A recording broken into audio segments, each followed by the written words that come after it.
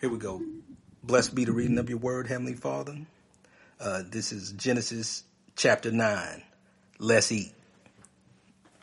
All right. And it says, And God blessed Noah and his sons and said unto them, Be fruitful and multiply and replenish the earth. Verse 2. And the fear of you and the dread of you shall be upon every beast of the earth, and upon every fowl of the air, upon all that moves upon the earth, and upon all the fish of the sea. Into your hand are they delivered. So we basically, as man, have rule over all the animals and stuff. We the highest rank on the earth, right? Verse 3. Every moving thing that lives shall be food or meat for you. Even as the green herb have I given you all things.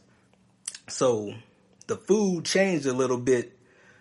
So, this is after Noah got off the boat and ain't a lot of food around. That's why he had seven clean animals, right? He sacrificed some of them, and then, he let everybody else, all the rest of the animals, go out and multiply so more life, the abundant life can grow up on the earth after he killed everything. So remember in Genesis chapter 1, verse 29, food was all the herbs yielding seed and the fruit from the trees yielding seed. Now, as they have gotten off the boat, the Most High says, every moving thing that lives shall be meat for you or food for you. Even as the green herb have I given you all things. And right there, I would write Genesis 1, 2 dots, and 29. That takes me back to what food was in the Garden of Eden. Verse 4. So you can write that in your notes if you want to. Verse 4. But flesh with life thereof, but flesh with the life thereof, which is the blood thereof, shall ye not eat. What he's saying here is meat, because he actually said flesh right here. That means meat, like burger or cow, flesh. With the life thereof, which is the blood thereof, you shall not eat. So he's saying right here we can't eat blood. Meat with blood in it, we ain't supposed to eat that. Verse 4. But flesh with the life thereof, which is the blood. So meat that has blood in it, because the blood is what gives us life, you shall not eat. So we can't eat meat that has blood in it. We supposed to cook our meat well done. Shouldn't have no blood. Nah. You're supposed to cook your meat thoroughly. Now there's a reason for that. Remember, we talked about in the Garden of Eden when Abel made his offering. The offering, what belonged to the Most High, was the fat, right? So we're going to get in the book of Leviticus.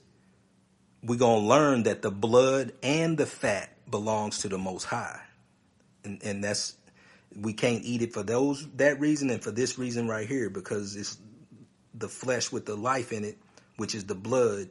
We can't eat the blood in the meat. And it says, and surely your blood of your lives will I require.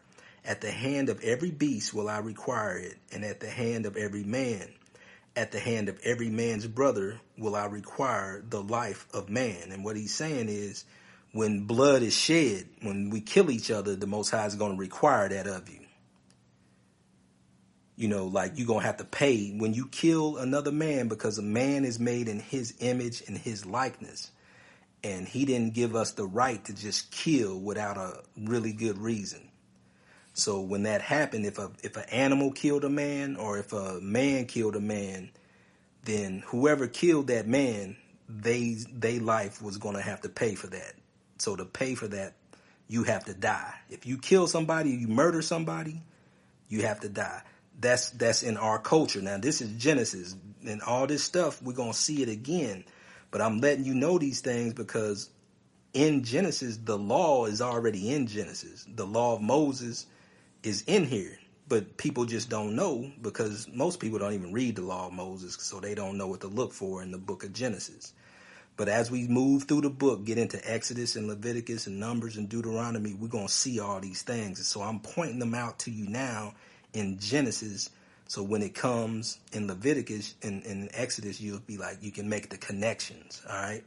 Verse 6 says, whoso sheds man's blood, by man shall his blood be shed.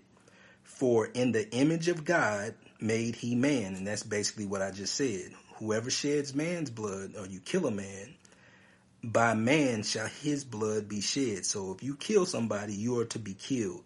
And that cancels out the debt, because blood being shed on the earth defiles the land. And the only way the land can be cleaned when blood is shed is by killing the person who shed the blood. Right. So verse 7 says, and you, be you fruitful and multiply and bring forth abundantly in the earth and multiply therein. And God spake unto Noah and to his sons with him, saying, and I, behold, I establish my covenant with you and with your seed after you. Your seed after you is your children after you.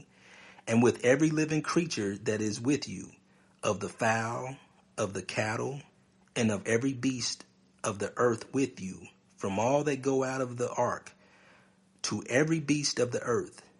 And I will establish my covenant with you.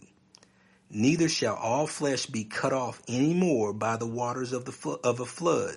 Neither shall there any more be a flood to destroy the earth. So the Most High is making a covenant with pretty much everything on the earth, all mankind and all beasts that was on that ark with Noah. He made an agreement with them that he would never destroy the earth again with water. All right. Look at verse 12. And God said, this is the token of the covenant which I make between me and you and every living creature that is with you for perpetual generations. So right there where it says, this is the token of the covenant, that word token means the sign.